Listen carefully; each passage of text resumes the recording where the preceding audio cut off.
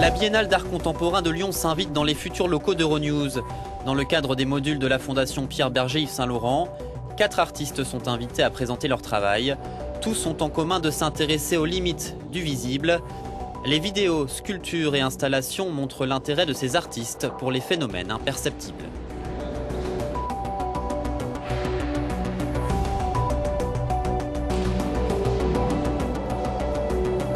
Le titre « Les présents inachevés » fait référence à l'idée qu'on ne peut pas tout comprendre aujourd'hui et qu'il y a des phénomènes dans la vie, dans le vivant, qui résistent à notre compréhension. Il peut s'agir du temps, de l'espace, de notre existence même.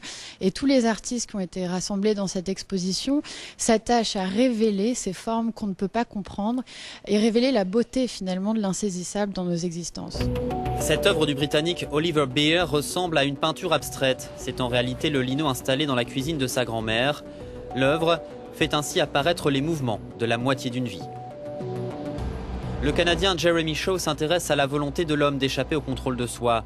L'œuvre s'intitule DMT du nom de la substance consommée par les participants volontaires à cette expérience. Ils tentent a posteriori de restituer leurs sensations.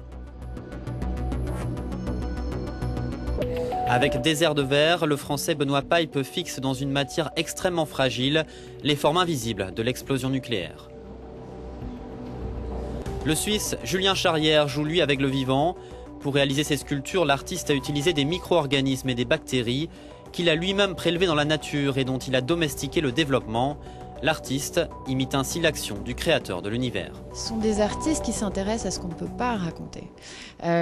Mais en parlant de ce qu'on ne peut pas raconter, ils établissent eux-mêmes le propre scénario de leur œuvre et tentent de nous emmener dans cette création.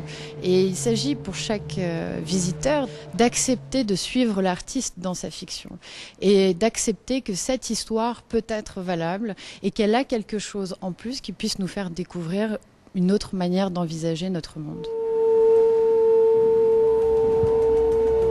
L'exposition intitulée Des présents inachevés est organisée par le Palais de Tokyo. C'est jusqu'au 3 novembre à la Confluence.